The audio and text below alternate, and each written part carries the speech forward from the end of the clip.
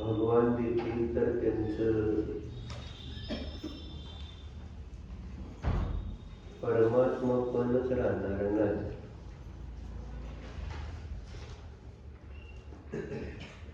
कारण तेच परमात्मा असणार नाही. परमात्मा म्हणजे परमसुखी, पारमार्थिक सुख, शाश्वत सुख ज्यांना प्राप्त झालेलं आहे तेच परमात्मा असतात.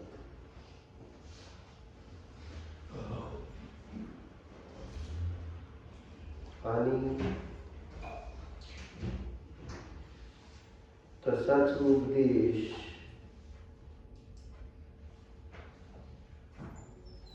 ते सर्वांना देतात तेच परमात्मा असते. स्वतः शाश्वत सुखी झाले आणि दुसऱ्याला क्षणिक सुखाचा उपदेश दिला तर तो जीव चांगला म्हटला जाईल का? व्यवहारात तर त्याला चांगलं म्हटलं जाईल का? आपल्याला सगळं चांगलं आणि दुसऱ्याला साधं सगळं, असं व्यवहारात जरी कोणी केलं तर पटत नाही.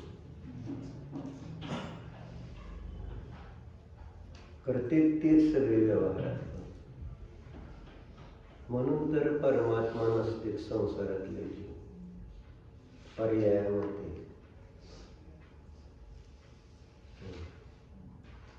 सगळ्यांची कशासाठी चालली ओढ? मला सगळं चांगलं, जगातलं सगळं चांगलं मला पाहिजे. पण चांगलं काय लक्षण नाही, लक्षण माहिती. चांगलं काय याचं लक्षण न करता जे चांगलं ज्या वेळेस, ज्या क्षेत्रात, ज्या काळात, ज्या भावाने, ज्या द्रव्याद्वारे, सगळं परद्रव्य, क्षेत्र, काल, भाव याद्वारे आणि शरीराला जसं चांगलं वाटतंय त्यानुसार ते सगळं चांगलं.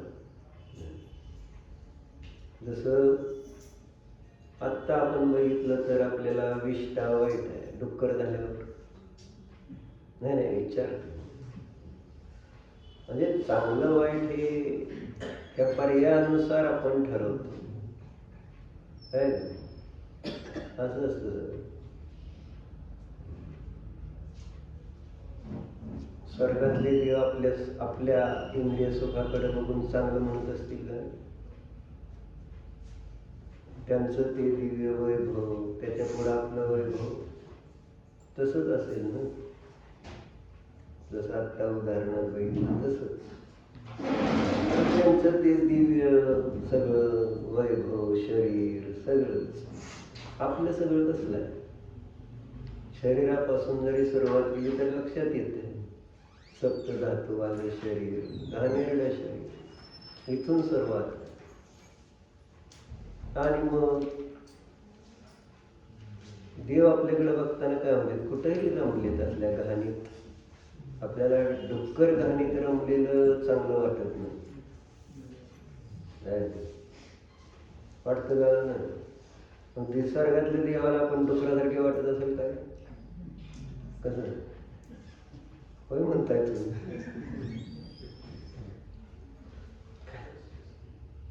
म्हणजे विचार करण्यासारख्या गोष्टी असतात, पण तसं नसतं. त्या पर्यायामध्ये कोणी काही सांगू दे न काय नाही. एकदा का तिथं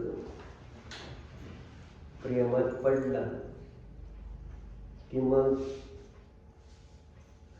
म्हणून व्यवहारात म्हटलं काय, दिल गदी पर आ जाए तो परी भी क्या चीज, असं एक व्यवहारात म्हणतेच ना. आता गाढविणीवर प्रेम असल्यावर काय करणार? कुणी कसंही कितीही सांगितलं पटायला तयार असतं का आपल्याला? नाही बाबा, चांगलं नाही, चांगलं नाही. रोजच सांगितलं जातंय ना संसार चांगला नाही. संसार म्हणजे गाढविणीच्या ठिकाणी काय म्हणायला हरकत आहे, मुक्तीपरीच्या ठिकाणी. किती त्याचं वर्णन करा चांगलं चांगलं, आणि किती त्या गाढवणीची निंदा करा, काय फरक पडतो? रोज निंदा चालली, स्तुती चालली की नाही, काय पण फरक काय पडतो? फरक काय पडतं हा महत्वाचा. आणि का पडत नाही फरक? म्हणून म्हणतात, काय म्हणतात, म्हणून प्रेम आंधळ असतं, ब्लाइंड इन लव्ह. म्हणजे काय? कळत नाही चांगली वस्तू काय आहे. ही बुद्धी आंधळी झाली. आंधळी म्हणजे काय? डोळ्याने आंधळवत नसते, बुद्धी विपरीत झालेली आहे. आणि मग काय शाश्वत? काय झालं? बरं आहे ना? कांदळा झालं नाही झालं?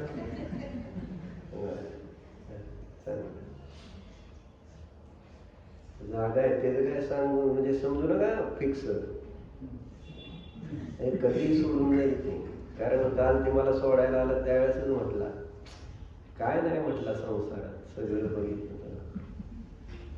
म्हणजे माझी तर चर्चा तशीच झाली.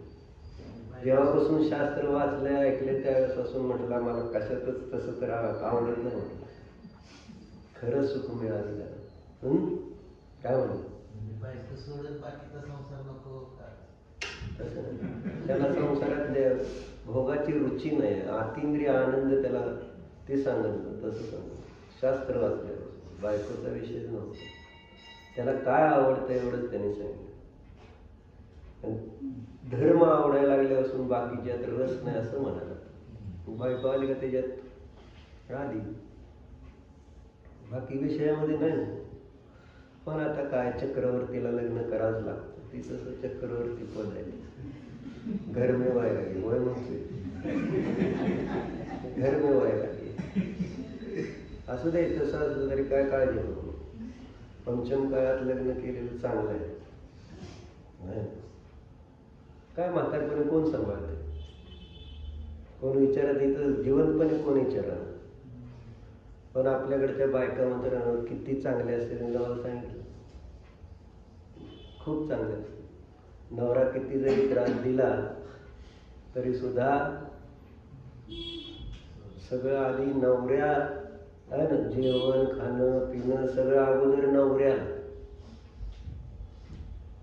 ती बोलला जरी काय मारलं जरी, बघतो की आपण इतर लोकांमध्ये दारू पिऊन मारतेत, काम करतेत, हे पैसे घेऊन जातेत, पण तरी सुद्धा नवरा म्हणजे परमेश्वरच आहे. ही भारतीय संस्कृती महान आहे, खरंच महान. त्यामुळे तुम्ही सुखी आहे. खरं तर लक्षात राहू दे डॉक्टर, कधी बायकोची निंदा करायची नाही. मुली इंडियातल्या मुलांची लग्न करायची होय, म्हणजे मुलं चांगली असतील का? मुलं चांगली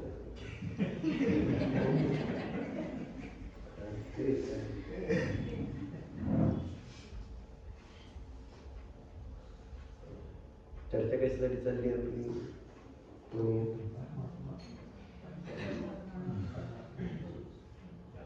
परमात्मा असलं खोट सुखाचा उपदेश देणार नाही. जे सुख नसतंच अशा सुखाचा उपदेश परमात्मा देऊ शकत नाही. म्हणून आपण हे स्वाध्याय करताना लक्षात ठेवावं. इंद्रिय विषय भोगाच्या सुखाच्या दृष्टिकोनातून सांसारिक सुख प्राप्त करण्याच्या हेतून धर्म नाही करायचा. म्हणून आचार्यांनी स्पष्ट सांगितलं की धर्म जो आहे तो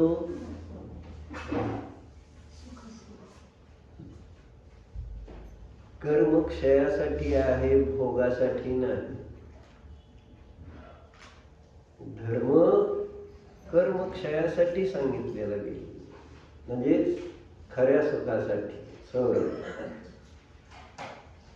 कर्म असतं, त्या कर्मामुळे सगळा हा संसार असतो आणि दुःख असतं.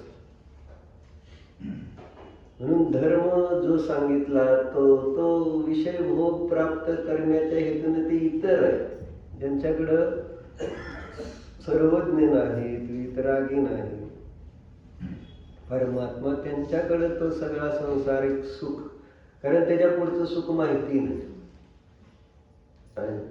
आणि त्यामुळं तिथपर्यंतच त्यांची मर्यादा.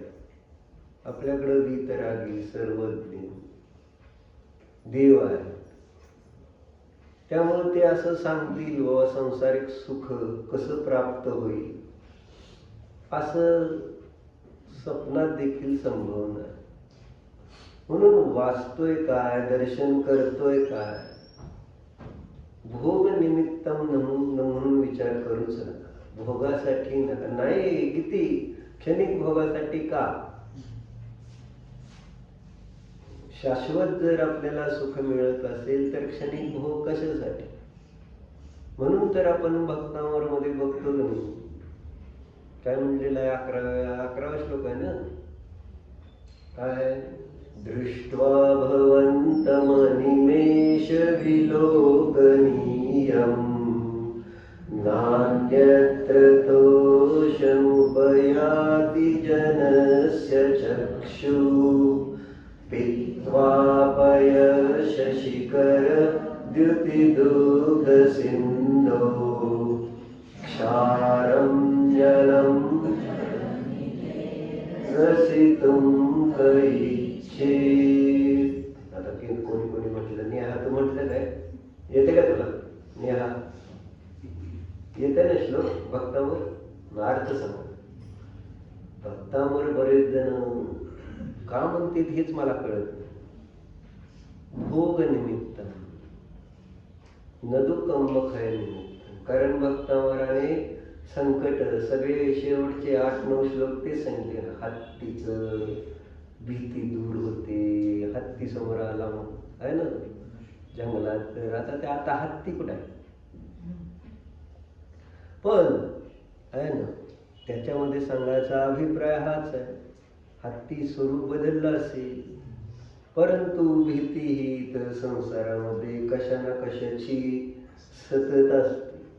आणि मग भक्तांवर म्हणायचा उद्देश कोणता आहे, पाठ करायचा उद्देश कोणता आहे, प्रसिद्ध झालेलं ते काव्य आहे ना, भानतुंगाचार्यांचं अतिशय प्रसिद्ध झालेलं, कारण त्याच्यावर सगळे आता विस्तार लिहायला लागले लोक की हे बस ह्या श्लोकाचं हे हे श्लोक कसा म्हणायचा, त्याच्यावरचे मंत्र लिहिले गेले आहे ना.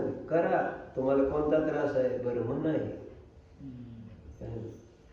म्हणजे व्यावहारिक दुःखातून मुक्त होण्याच्या हेतूनेच त्याचा अभ्यास, वाचन, पठन केलं जातं आणि ते सुद्धा अर्थरहित पण श्रद्धासहित. कधी कधी काय काय जण करतात किंवा करतात सगळेजण पाठांतर, ते एक श्रद्धेनंच केलं जातं, अंधश्रद्धेने.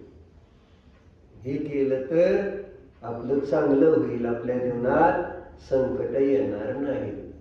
हेच कुठंतरी त्याच्याशी जोडून टाकलं गेलेलं आहे. प्रत्येकाशी काही ना काही, कोणी ना कोणी आपल्या विचाराने जोडून टाकतो. सिद्धचक्र विधान केव्हा करायचं, केव्हा करायचं, पण कोड झाल्यावर शरीरात करायचं, ते कोड दूर करण्यासाठी नाही. असं विषापहार स्तोत्र केव्हा म्हणायचं, म्हणजे जोडून टाकलंय हो आपण, असं काय नाही आहे. किंवा हे सगळं धर्म आहे, धर्म कर्मक्षयासाठी आहे म्हणून नाही. इथं मला अजून संसारच चांगला करायचा, संसार भावी, बरोबर आहे. तुमचा धर्म राहू द्या तुमच्याजवळ, बरोबर आहे. आमचा संसार चांगला झाला, कोणासाठी करायचं तुम्हाला सांगतो. 4 दिवसाचा संसार, 4 दिवसाचे संयोग, आणि त्याच्यासाठी जीव टाकतो का नाही. आणि धर्म शाश्वत सुख देणारा, खरं सुख देणारा, मग त्याच्यासाठी काय म्हणून काल आपण बघितलं. सांगा काय सांगितलं होतं काल अध्यक्ष. काल काय तुम्हाला अध्यक्ष तुम्हाला बनवायचे काय का भावी तुम्हाला त्यांना खुर्ची त्याच्यानं काढून घेतल्या. काय चाललंय कोणाष्ट ग बसवत नाही माणसाला. असं उड्या मारतो माणसाचं क्षयक्षम. क्षयक्षमाचा ही अहंकार. मला येते मग कशासाठी सांगितलं तुम्ही. तुम्हाला विचारलं होतं का मी. ही क्षय प्रज्ञा परिशह सहन करायला जय करायला लागतो कधी कधी. म्हणजे येत असतं पण गप बसता येते का त्यावेळेस. हीच तर त्या खरं ज्ञान म्हणायचं कारण. नाहीतर मग माणूस बोलते की दोन्ही प्रकारचे परिचय. अज्ञान पण परिचय आणि प्रज्ञा पण परिचय. अध्यक्षाजवळ अज्ञान परिचय आणि तुमच्याकडे प्रज्ञा, आणि दोन्ही परिचय आहेत हे लक्षात राहिलं पाहिजे. आणि त्या दोन्हीवर विजय मिळवायचा. अज्ञानावर पण विजय मिळवायचा अध्यक्ष, आणि क्षयक्षमी ज्ञानावर पण विजय मिळवायचा. माहिती आहे.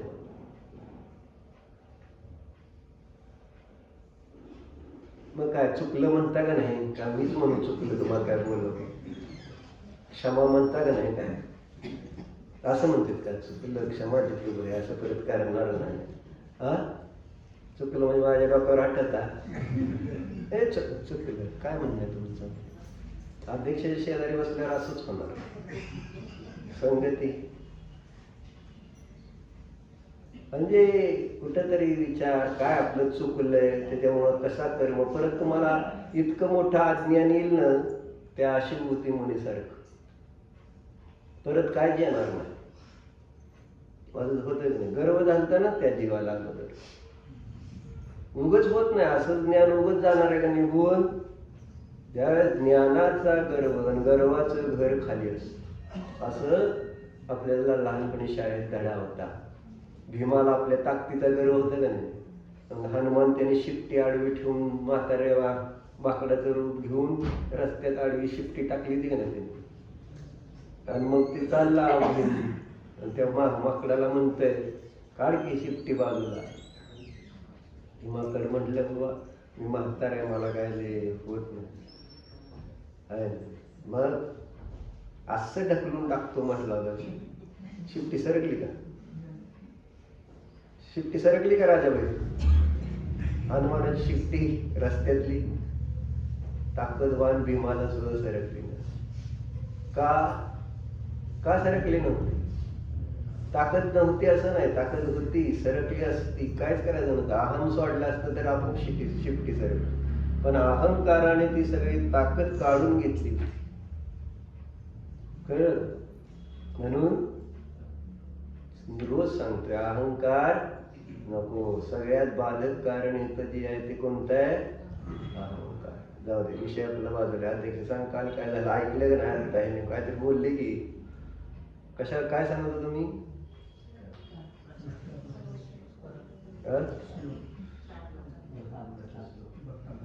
कालचं झालं पण कालचा प्रश्न मी आत्ता का विचारला प्रशांत भाई. कालचं बरोबर आहे तुमचं. ठीक आहे त्यांच्याकडे बोट नाही तुम्हाला विचारतो. त्यांनी काय सांगितलं ते चुकीचं सांगितलं हे तुम्हाला वाटलं. तुम्हाला वाटतं की आता कालचं सांगायचंय. अरे पण कालचं का सांगत होतो हे कुठून विषय कुठं गेला एवढंच मला हवं असतं कधी कधी.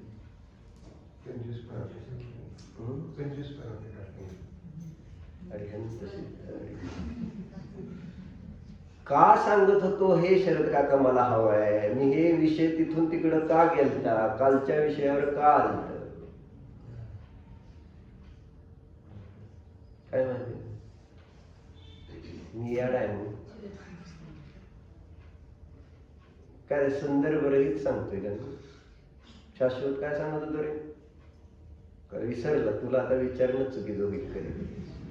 असं दे, थोडे दिवस राहिले. काय विषय चालला होता आपला?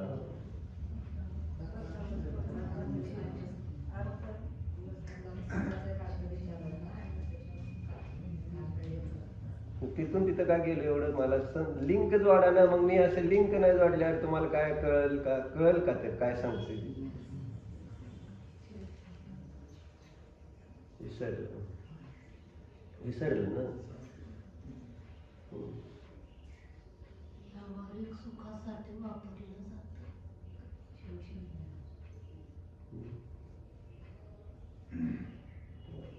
श्लोक वगैरे आपण म्हणतो जोडून. हो, त्याच्यासाठीच भक्तावरचा अर्थ बघायचा आपल्याला. तेच म्हणून तो चला आठवल्यावर बघू आता काय. प्रॉब्लेम असा असतो राजाबाई, म्हणजे विषय का बदलला?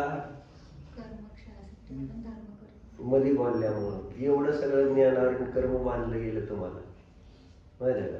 विषय आता सुटला ना, ते तिथून तिथून जोडायचं तुम्हाला, ते सुटला. असं चुकतं कसं हे सांगायचं.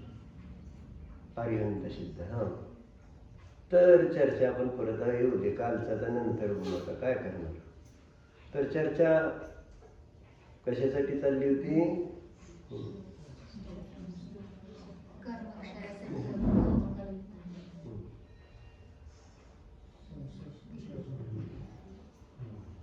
चांगली वस्तू मिळाल्यानंतर वाईट गोष्ट त्या ठिकाणी कशासाठी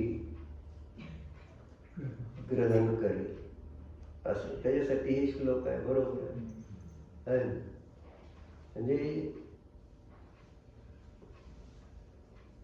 भक्तांवरचा अभ्यास का केला जातो, इथून कुठेतरी तिकडे गेलो एवढं मला माहित आहे ना. भीती दूर करायची तर संसारिक वगैरे हे ह्याच्यासाठी हे भक्तांवर वगैरे म्हटलं जातं, हे सांगितलं होतं. असू दे. तर आता हे जे 11वा श्लोक मध्ये काय अर्थ होता मी हा सांगणार होती ना तू. दृष्ट्वा भवन्तमनिमेष विलोकनीयं नान्यत्र दोषमुपयाति जनस्य चक्षु पित्वा पयशशिखरदिति दुग्ध सिंधो क्षारं जलं जलनिधे. काय टेन्शन घेऊ नको, तुला विचारतच नाही काय, तुला बात माहितीच नाही काय तुझा संबंध आहे का कोणी त्याची. आज पप्पा गेले आणि तू आलाय, काय म्हणतो? असं ते एकाने तर नीट करा की राव, सगळ्यांनी एक नजर भारावर होती. तर कोण अजून आहे? कोणाचा पाठ आहे भक्तावर अजून? आता कोण म्हणाला माझा पाठ अर्थ विचारल्यावर काय करणार? आणि अर्थाशिवाय जर त्याचं अध्ययन करणार तर त्याच्यातनं आपल्याला ती भक्ती आहे ना, ती भक्ती आहे काय मला सांगा. भक्त नावच आहे ना, भक्तामर. स्तोत्र सुरुवात भक्त अमर, म्हणजे इंद्र त्या देवाचा, वितरागी देवाचा भक्त असताना कशा प्रकारे तो त्यांच्या गुणाची स्तुती करतो आणि मी कसा आहे ना, अशा पद्धतीने तुलना करत तरी भगवंतांची स्तुती कशी करायला निघालोय, असं त्या भगवंतांच्या प्रती एक बहुमान अहोभाव, भगवान काय असतील ही त्यामध्ये मुख्यता असते. म्हणजे अनुराग, भगवंतांच्या भक्तीचं नाव सांगितलं ना, भगवंतांच्या गुणांच्या प्रती प्रेम प्रीती. आपण ह्याच्यावर निघालतो, दिल गधी पराजय ह्याच्यावर चालू आहे का नाही इथं त्याच्यावर. म्हणजे भगवंतांच्या गुणाच्या प्रती प्रेम भाव, त्याचं नाव भक्ती. भक्तीचा अर्थ सरळ आहे, गुणानुराग, आवडलेल्या गुणांचा आहे ना, अनुराग जो असतो आपल्यात, ते आवडणं, आवड जी असते म्हणजे ते चांगलं वाटतं, तर तेव्हा ती भक्ती व्यवहारात आपण करतच असतो ना. भक्ती रोज करतो, फक्त विषय वेगळे. भक्तीशिवाय कोणी नाही आहे. कोणाची भक्ती करते भाई तू? लेकीची. तुझा देव म्हणजे आता ती नाही येईल उद्या. प्रत्येकाची वेगवेगळ्या विषयांवर भक्ती आहे. काय नितीन भाई, तुमची कोणावर आहे? नातू. आता नातूवर भक्ती. आता देव नाही. देव महान का नातू महान? नातू म्हणून सुद्धा तो नातूच महान. असं आहे का नाही जितू भाई? ज्यांना ज्यांना नातू झाले ते सगळे आता देवापेक्षा महान झाले नातू. गुणानुराग आहे, भक्ती. कळतंय का? असं असतं. आवडतंय का? न तसं जसं व्यवहारामध्ये ज्यांच्यामध्ये जे आपल्या संयोगात आले आणि आपोआप त्यांच्या प्रती आपला अनुराग निर्माण, मग त्यांची स्तुती आपोआप केली जाते. माझा मुलगा कसा आहे, माझं आहे ना, घर काय, गाडी काय, सगळ्या एक एक शरीर काय, सगळ्या गोष्टींची स्तुती ही भक्ती, सगळ्या पुद्गलाची भक्ती. म्हणून तर आपण बघितलं की जो अशा प्रकारे पुद्गलाची भक्ती करेल तर तो 4 गतीतलं दुःख भोगेल. सांगितलं ना असं जिथं भाई? कुठं सांगितलं सांगा?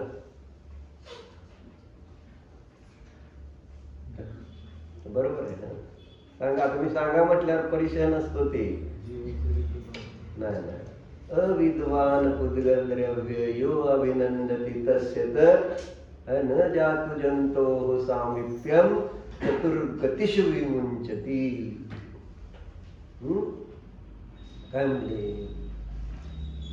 इष्टोपदेश मध्ये येतो ना हा श्लोक. अविद्वान पुद्गल द्रव्य 46 नंबरचा असेल बहुधा जितूबाई. तुमच्या मुळात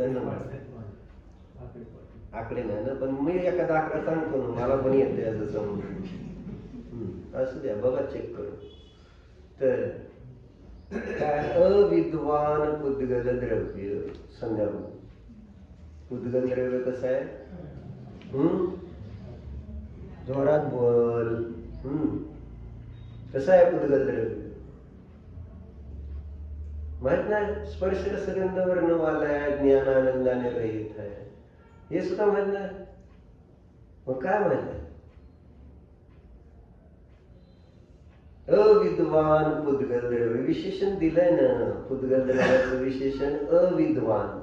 पुद्गल द्रव्य अविद्वान असतं म्हणजे मूर्ख असतं, म्हणजेच जड असतं, अजीव असतं, ज्ञान नसतं. असं अविद्वानचा अर्थ ज्ञान ज्याच्यात नाही ते. आणि इथं अविद्वानचा अर्थ जीवाच्या अपेक्षेने नाही घेतलेला. कारण अ शब्द जिथं तिथं नास्ती अर्थी लागलेला आहे. ते 2 प्रकारे लागतं सांगितलं ना. पर्युदास प्रतिषेध आणि प्रसज्ज प्रतिषेध रूपात. कथनचित निषेध करायचा असेल तर पर्युदास प्रतिषेध म्हटला जातं, आणि सर्वथाच निषेध करायचा तर त्याला प्रसज्ज प्रतिषेध म्हटलं जातं. असं येती चर्चा. मग अशब्दाने अज्ञान, अज्ञान शब्द 2च आहे, दोघांना म्हटलं जाऊ. जीवाला पण अज्ञानी म्हणते आणि पुद्गलाला पण अज्ञान म्हटलं जाऊ शकतं. अज्ञान. परंतु जीवाला अज्ञानी म्हणताना ज्ञान रहित म्हटलं जात नाही. प्रकरणानुसार स्वभावाचं ज्ञान नाही, विषयाचं ज्ञान नाही, अशा पद्धतीने त्यावेळेस ज्ञान रहित नसतं, जड नसतं. त्याला म्हणायचं पर्युदास. कथनचित ज्ञानाचा निषेध केला, सर्वथा नाही. पण पुद्गलाला अज्ञानी म्हणताना त्यात कथनचित निषेध नाही आहे. सर्वथा ते पुद्गल द्रव्य ज्ञान रहित असतं. कळतंय का संध्याकाळी? काय काय काय कळते का विचारते? होय का नाही ती तर म्हण की. मलाच विचारते काय? मला विचारणार तर काय सांगणार? काय पाहिजे तुला? हा सांगतो, सांग, विचार. अविद्वान पुद्गल द्रव्य शब्द काय वापरते? पुद्गल द्रव्य अविद्वान आहे, म्हणजे ज्ञान रहित आहे. आणि चंदू काका काय केलं जातं? मग यो अभिनंदती तस्य तत्. उद्गल द्रव्य ज्ञान म्हणजे ज्ञान रहित असले तरी त्याचा तो धर्म आहे. काय ज्ञान रहित असला उद्गल द्रव्य तरी तो त्याचा धर्म आहे. त्याचा धर्म कोणता अज्ञान हा त्याचा धर्म. काय म्हणताय का ज्ञान? अज्ञान हा बरोबर. अज्ञान हा त्याचा नास्तिरूप धर्म आहे. एकदम बरोबर आहे. समजलं पाहिजे. फार महत्वाचा मुद्दा आहे. असं ते पुद्गल द्रव्य काय सांगते तर अविद्वान पुद्गल द्रव्य यो अभिनंदती तस्य तत्. अशा त्या पुद्गल द्रव्याचं जे काय करतात अभिनंदन करतात. अभिनंदन केव्हा केलं जातं? अभिनंदन केव्हा केलं जातं? स्वीकार केल्यावर. अभिनंदन केव्हा करतात? तुमची मुलगी CA झाली मग अभिनंदन केलं. तेच की. म्हणजे जेव्हा आपण बघतो व्यवहारामध्ये लग्न झालं त्याच्यानंतर काय म्हणायचं? लग्न ठरलं मग काय म्हणायचं? कॉंग्रॅच्युलेशन. चांगला दुःखी होणार आहे आता. असं असं असं करतात का? म्हणजे असुर कुमार जातीचे देव आहेत खरं सगळे. जेव्हा हे अभिनंदन लग्न ठरलेल्या माणसाचं अभिनंदन करणं म्हणजे कारण ज्यांनी लग्न केलंय ते अभिनंदन करतील तर. हा नाही ज्यांचं झालेलं त्यांनी अभिनंदन करणं वेगळं आहे का? पण झाले त्यांनी अभिनंदन करावं का नितीन भाई?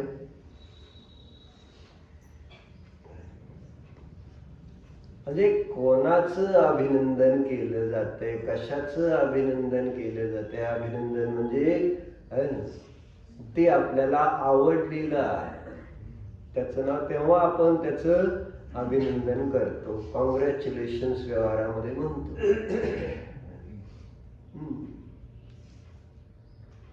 मग त्या पुद्गल द्रव्याचं अभिनंदन करता करता करता आणि रोज म्हणतो ना सकाळी उठल्यापासून झोपेपर्यंत कोणाचं अभिनंदन? कोणाचं केलं अभिनंदन?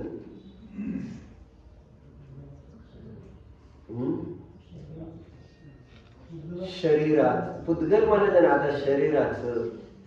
सकाळी उठल्यापासून झोपेपर्यंत कशाचं त्या ठिकाणी आपण अभिनंदन करतो आहोत?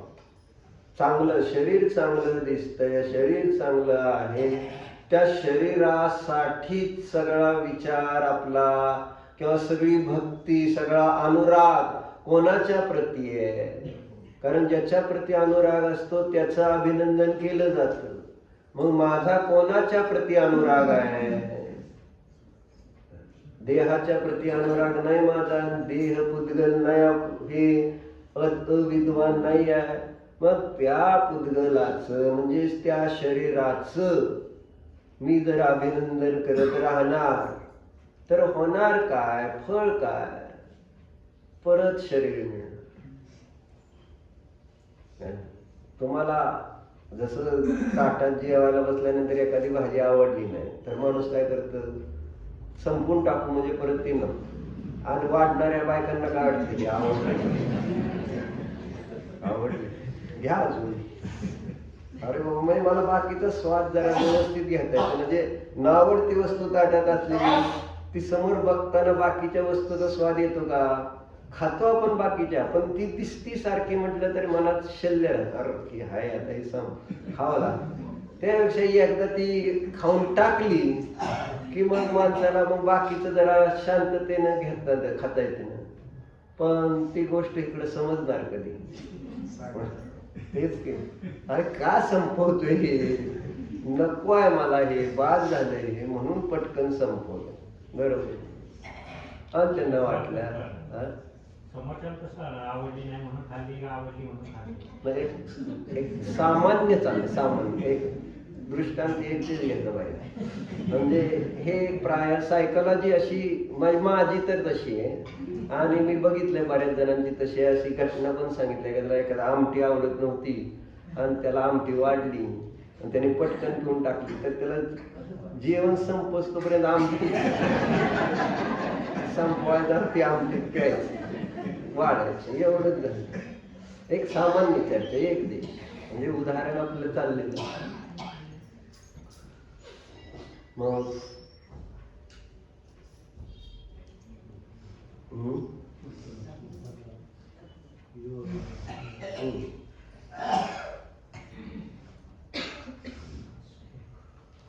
अभिनंदन कोणाचं चाललंय? शरीर. शरीर काय आहे? आणि पुद्गल कसं असतं?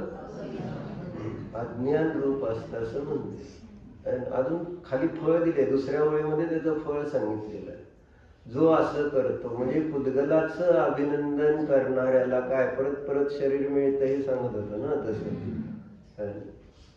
मग असं जो अभिनंदन करतो न जातु जंतोः सामिप्यम चतुर्गतीषु विमुंचती न विमुंचती चतुर्गतीषु असं त्याला सांगितलं की अशा पद्धतीने जो पुद्गलाचं अभिनंदन करत राहील तो त्या ठिकाणी या 4 गतीतून कधीही मुक्त होणार नाही. कळते का बघा. मग आपण ठरवायचं की मी कोणाचं अभिनंदन करायचं, कोणाची भक्ती करायची, कोणाच्या गुणांचा अनुराग करायचा आहे. पुद्गलाच्या गुणाच्या अनुरागाचं फळ 4 गतीमधलं दुःख जे आहे ते थांबत नाही. न मुंचती असा शब्द आला ना. चतुर्गतीषु 4 गतीमधून त्याची सुटका होत नाही. करायची का फळी 4 गतीतून सुटका? तुम्हीच करा. आम्हाला त्या 4 गतीशी घेणं देणं वाटतच नाही.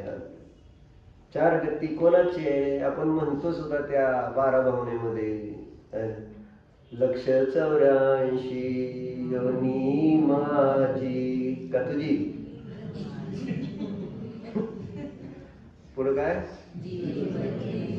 जीव वेश घेऊन फिरतो. जीव घेऊन वेश असं. या 84 लक्षणीमध्ये हा जीव अनेक प्रकारचे वेश धारण करून फिरतोय. फिरतोय. समजून घ्या हे खोटं नाही, खरंच आहे सगळं हे ना. हे आतमध्ये त्याला खरं खरंय खरंय खरंय खरंय खरंय असं म्हणा तुम्ही. खरं आहे हे असं म्हणावं लागेल आपल्याला सारखं. हे म्हणत नाही आपण हे खरं आहे म्हणून आपल्याला ह्याच्याबद्दल श्रद्धा उत्पन्न होत नाही. संसार कधी आपण खोटाय खोटाय खोटाय खोटाय खोटाय असं दिवसभरातून किती वेळा म्हणतो? अनुभवी किती वेळा म्हटलं तुम्ही संसार खोटाय खोटाय खोटाय खोटाय म्हणून? असं किती वेळा म्हटलेलं असतं मोनीश. जो संसार ते किती खरा आहे मला सांगा. तो संसार किती खरा आहे का खरा? तपासून बघा. बुद्धिवान आहे ना, अविद्वान थोडंच आहे तुम्ही. जीव आहे, ज्ञानवान आहे, कळते तुम्हाला. कळत नसतं तर सांगायचा विषय नसता. संसार खोटा आहे की नाही अध्यक्ष? आहे की नाही खोटा? का म्हणायचंच नाही तुम्ही तुमच्यासाठी खोटा आहे आमच्यासाठी खरा असं करायचंय का? आणि असं म्हटल्यानं ते त्या ठिकाणी तुमचा खरा होणार आहे का? नाही, तुमचा आहे ना, माझा खराच आहे.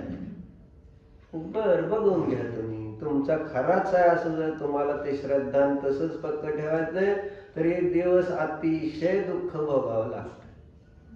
स्वर्गातल्या देवासारखं अतिशय संक्लेश होते. सगळं सोडून जाताना मग तिथं कोणी शरण नसतं त्यावेळेस. आणि सोडून तर जायचंच आहे. पर्याय नाही तिथं. तुम्ही काय करा, किती डोकं आपटा, किती सगळं तन धन मन काय पण खर्च करा आणि काही करा, नाही तुम्हाला इथं हे शरण नाही. तर मग अशरण भावना सांगितलीच कशाला असती? अशरण भावना सांगितली की नाही? काय सांगितलं अशरण भावने? दलबल देवी देवता मात पिता परिवार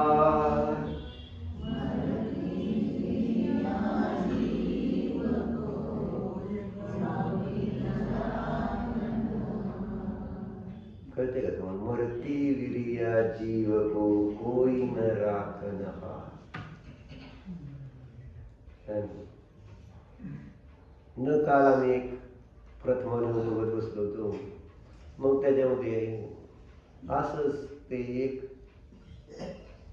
कर्माची गँग असते का नाही, कर्माची गँग किंवा आपल्या वाईट लोकांची गँग असते जे दारू पितात, ड्रग्ज घेतात आणि सप्त व्यसने असे असे एक 5-6 लोकांचा ग्रुप असतो.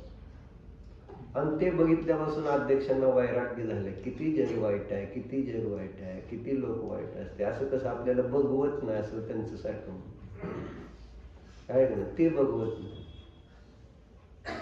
काय, ते खोटं खोटं जरा असेल समजा सिनेमातलं खोटं खोटं ते त्याचा त्रास होतोय त्याला सारखं. मला कालपासून 4 वेळा म्हटलं असं चुकीचं आहे. भाभी तर बघितलंच नाही, उठूनच गेल्या निघून. असलं नकोच मला. बरोबर आहे का? म्हणजे बघवत नाही. संसार कसा बघवतो तुम्हाला? म्हणजे तिथं काय वेगळं आहे? तिथं ते सप्तव्यसनी जरा जास्त आपल्याला दिसले म्हणून आपण समजतोय. तुम्ही विचारा महाराजांना तुम्ही कसे आहेत. तुम्ही त्याच्यासारखे त्या ती जी गँग आहे ना वाईट काम करणारी, तीच काम करणारे आपण लोक आहे सगळे महाराजाच्या दृष्टिकोनात. म्हणून महाराजांना वाटत असते नको बाबा ह्यांच्या जवळ जायलाच नको, यांची संगती नको रे बाप्पा, असं नको वाटतं, असं वाईट. म्हणून म्हटलं ह्याला तुम्ही आपण जे करतो ते कोणाला वाईट वाटतं का संसारामध्ये भावी? आणि ते चांगलं आहे तुम्ही जे करताय ते संसार, काय वाटतं तुम्हाला? मला नाही म्हणून काय चालतंय, म्हणजे सांगून काय उपयोग? आतमध्ये फिलिंग यावं लागेल आणि त्याच्यासाठी तुम्हाला पुन्हा पुन्हा विचार करावा लागेल या संसारासंबंधी की किती खोटा आहे हे संसार, किती वाईट आहे हा संसार. म्हणजे हे सप्तव्यसनी तर एक वेळ सुधरू शकतील, पण आमची जी मिथ्यात्व अज्ञान संयमाची बुद्धी आहे ना ती आपल्याला अनंत जन्मामध्ये दुःख देणारी असते. ती कधी सोडणार आहोत? आपण त्या गँग मध्ये आहोत. तुमच्या लक्षात येतं? आपण काल म्हटलं ना तुम्ही छान, रिपुचार मेरे मग में जंजीर डाल पग में ठाड़े है मोक्ष मग में तकरार मोस उठानी. काय अर्थ होतो? काय रिपू? रिपू म्हणजे शत्रू. 4 आहे. कोणते शत्रू आहेत? 4 म्हटले ना. रिपुचार मेरे मग में. कोणते 4? मला वाटलं मिथ्यात्वावरती कशाने योग आहे, कर्णाने योग आले तुम्ही म्हणून मला असं वाटलं. रिपू 4 आहेत. आपल्याला समजणारे हेच बरोबर आहे. क्रोध मान कुठं आहेत ते अध्यक्ष सांगा बरं, कुठं आहेत सांगा बरं. आहे का नाही आपल्या, आहे का आपल्या विचारात ते सगळं? मग आपण किती वाईट आहे असं कधी वाटलं का? ती माणसं वाईट जे ड्रग्ज घेते आहे ना, मुलांवर मुलींवर अत्याचार करते, खून करते, आहे का नाही, हे सगळे वाईट माणसं. आणि तुम्ही लय चांगलं आहे. कुठल्या आरशात बघता? म्हणून ही आरसा बघायचा असतो. देवदर्शन त्याच्यासाठी बघायचं करायचं असतं. त्या आरशात फै जसंच्या तसं दिसतं. आणि तो आरसा बघत नाही. आपण आरसा बघतो ते आपल्यापेक्षा वाईट लोकांचा बघतोय आणि त्यांचं ते त्याच्यापेक्षा आपण लय चांगलं.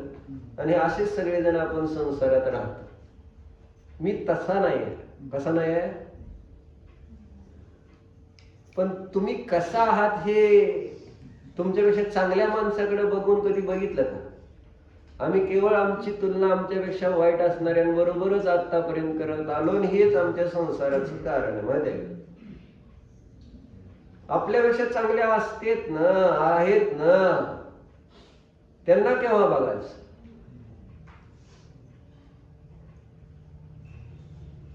का नाही?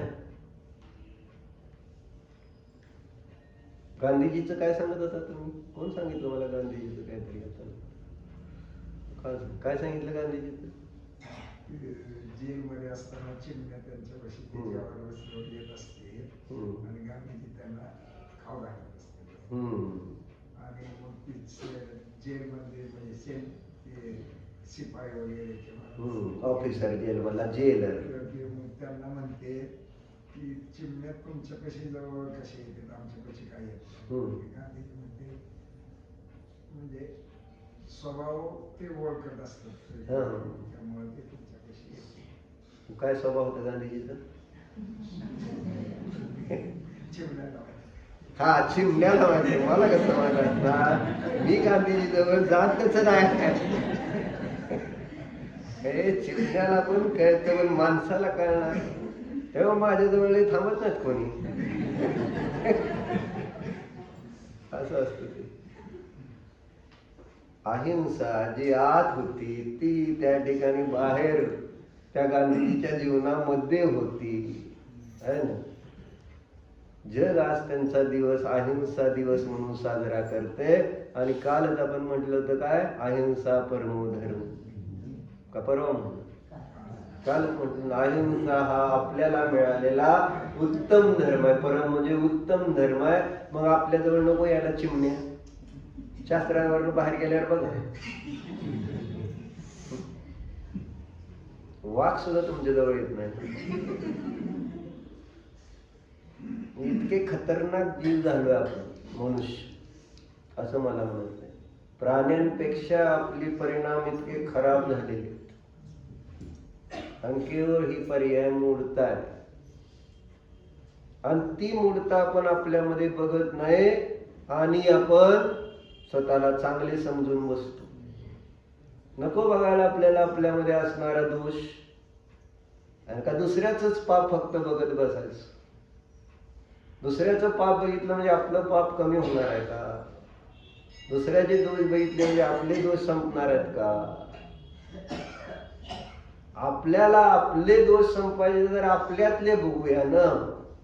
आणि आपल्यातले दोष केव्हा दिसतील? आपल्यापेक्षा जास्त दोष करणार आहे त्याच्याकडे बघून आपल्याला आपल्यातले दोष दिसणार आहेत का आपल्यापेक्षा जो चांगला आहे त्याच्याकडे बघून आपल्यातले दोष समजणार आहे? कशामुळे समजतील?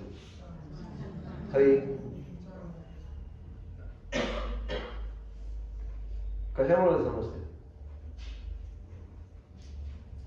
ती पण नाही मी सांगू. आपल्यापेक्षा सरळ व्यवहार असच आहे ना. व्यवहार हाच आहे ना. आता हे नाही कळत हे म्हणून अध्यक्ष म्हटले मला तर कळले तुम्हाला शास्त्र काही येत नाही म्हणून. कालच म्हटले सगळे ह्या लोकांचं इकडचं तिकडचं बघायचं आणि ते आपलं सांगत बसायचं आहे ना. मला कळ म्हटलं तुम्हाला शास्त्रातलं काय कळलं. मग मला हे म्हणायचंय काय म्हणायचंय आपल्याला व्यवहार कळत नाही. तुम्हाला व्यवहार कळत हे व्यवहारातलं सांगतो शास्त्रातलं सांगतोय का? हे रोज लौकिक व्यवहारामध्ये बघितलं तरी दिसत नाही का आपल्याला? पण आपण कधी चांगल्याकडं बघायचं आणि चांगलं बघितलं तर चांगलं करायचं तसं असा आपला प्रयत्न किती असतो. आपली त्याच्यावर श्रद्धा किती बसती ते आपल्याला जमणारच नाही. आता मी तुम्हाला विचारले संध्याकाळी अकलूजला माताजींकडं जायचंय कोणाकोणाला जायचंय सांग.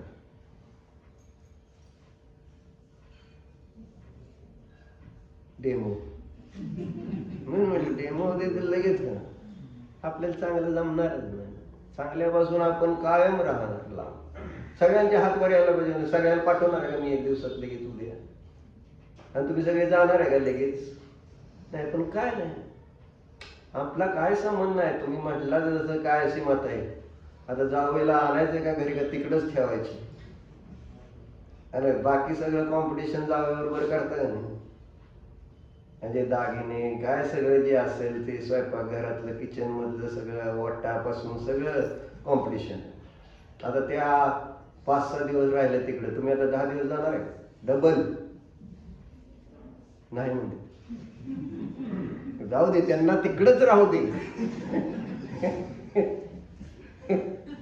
असं आहे सगळं. म्हटलं ही आपल्यातला वाईटपणा तुम्हाला दिसतो का? कळतो का नेहा? आपण चांगले मी लय चांगला शास्त्र लिखतो ऐकतो ह्याला चांगलेपणा कोण म्हणतं? तुम्हीच ठरवायचं.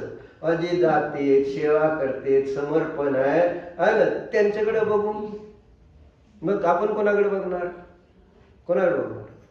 ते कुठं गेले, ते कुठं गेले, ते कुठं गेले, दुसरेच. अरे सुधारायचे कुणाला? दुसऱ्याला का आपल्याला?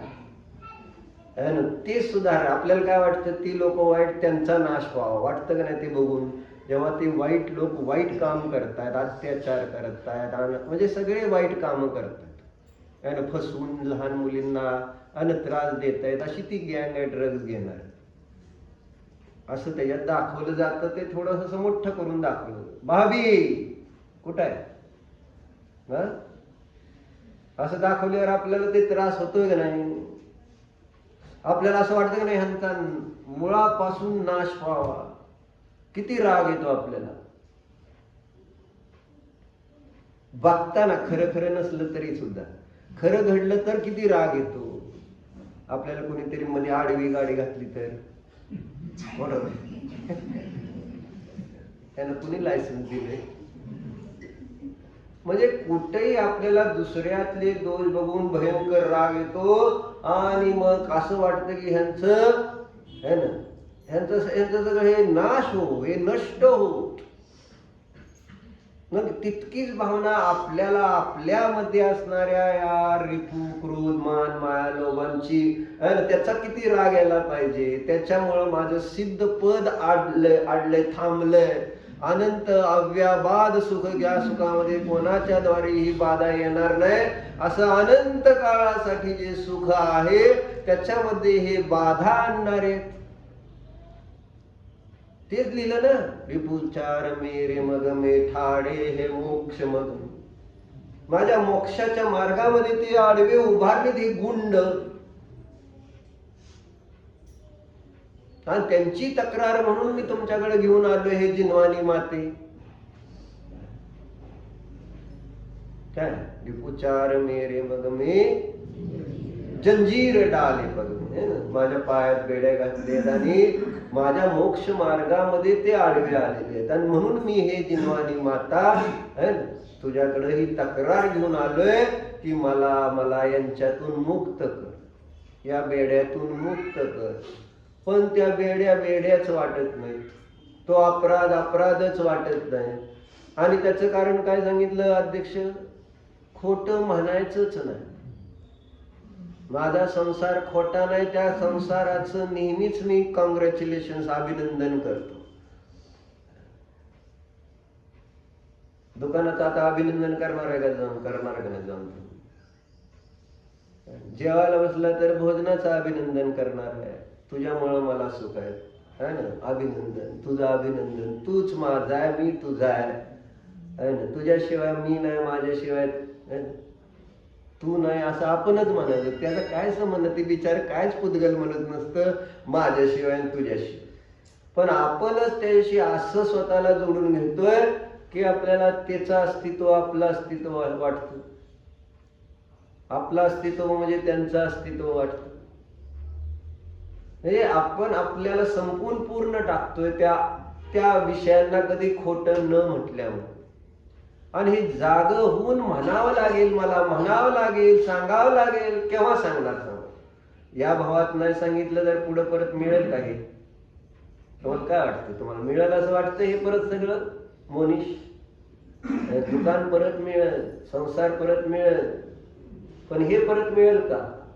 नाही. 10 वाजले तर चला चला चला चला चला ध्यान राहू द्या, सगळं राहू द्या बाजूला, दुकान उघडू दुकान उघडू दुकान. बरोबर? किती किती तिथं आपली ओढ असते. आज जाण्याची तेवढी ओढ आहे का? बाहेर पळायची जेवढी शास्त्र सुटल्यानंतर ओढ आहे तेवढी आज जाण्याची ओढ असते का? पळायचं कुठं? पळतोय कुठं? अमित कुमार कोणाकडे बघताय तुम्ही? मी आज जात नाही, शाश्वत तू जा असं सांगताय का? संकेत. कुठं पळलं पाहिजे? खरं तर धाव कुठले पाहिजे? जोपर्यंत ही विचारधारा बदलावी लागेल का नाही, केव्हा बदलायची ते सांग. म्हणून स्वाद घ्या हेच त्याच्यासाठी आपण तो श्लोक बघतोय. कोणता? दृष्ट्वा भवन्तमनिमेष विलोकनीयं नान्यत्र तोषमुपयाति जनस्य चक्षु पित्वा पयशशिखरदिति दुग्ध सिन्धो क्षारं जलं जलनिधेरसितुं कैच. किशोरी ताई सांगा. नाही सांगत? बरं मी सांगतो.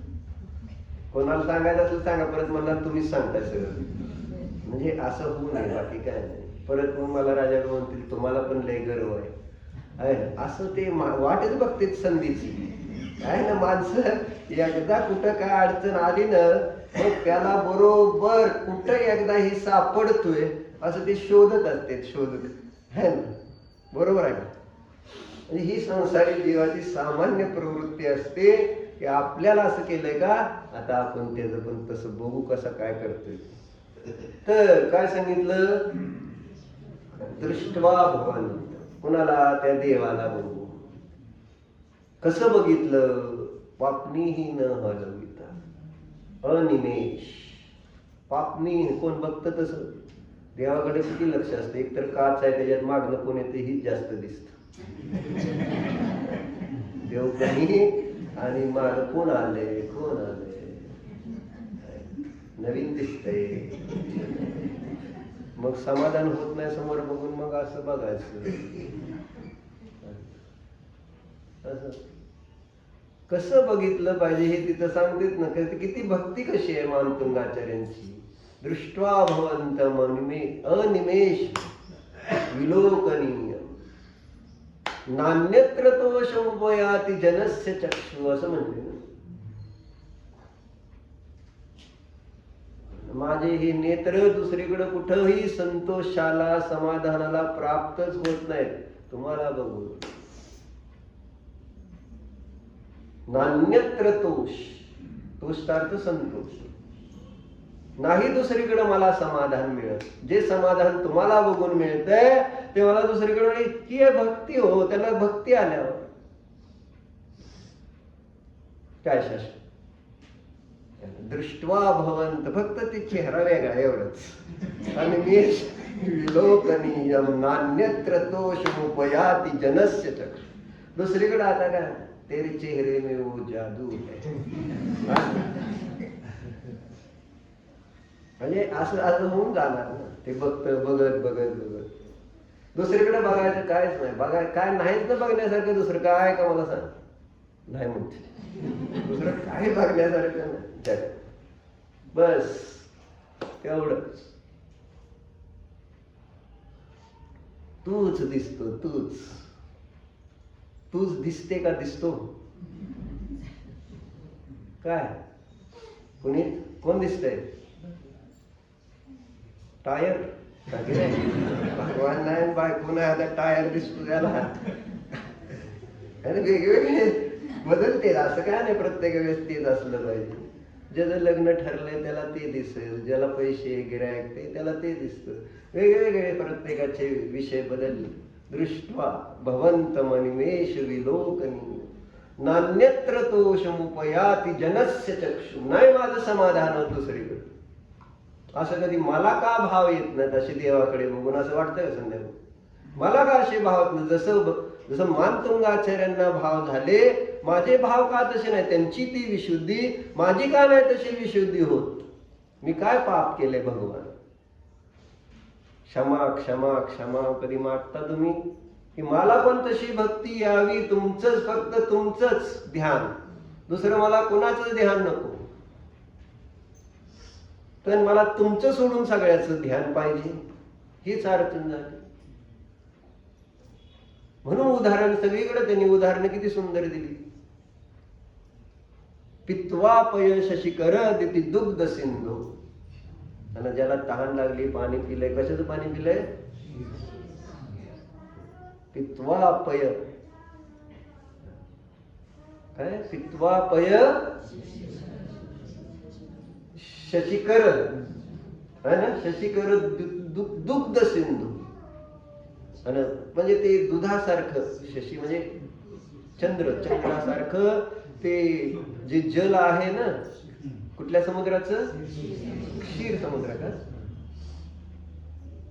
त्याचं दूध कसं असतं? क्षीर समुद्र, दुधासारखं एकदम असं पांढरं शुभ्र ते पाणी, आणि त्याचा स्वाद अमृतासारखा गोड, आणि त्याचं त्या ठिकाणी सेवन केलं. मग पुढं काय म्हणले? क्षारम जलम जलनिधे रसितुम कैच्छे. मग असं चांगलं, कालच म्हटलं ना दुपारी मी पाणी प्यायला बसलो किशोरीताईंकडं, आणि मला तर सवय झाली पावसाच्या पाण्याची. आता पावसाचं पाणी ज्यांनी पिलं ना त्याचा आनंद त्यांना येणार नाही. ज्यांना क्षारचंच पाणी प्यायचंय त्यांना काय करणार, कसं असतं पावसाचं पाणी आहे ना. आणि मी ग्लास पाहिलाच, घोट पिला, म्हटले हे पाणी काय क्षाराचं आहे. कळतं ना, एक सेकंदात चव बदलते ना. जे RO फिल्टरचे पाणी पिणारे तुम्ही सगळे लोक, तुम्ही एकदा बोरचं पाणी पिऊन बघा कसं होतंय, कळते लगेच. अरे जात नाही पाणी, नको नको नको. आता ते क्षीर समुद्र कोणाला कळत नाही म्हणून ROचं सांगायला, बाकी काय. ROचं पाणी पिणाऱ्याला दुसऱ्या पाण्याची चव आवडते का?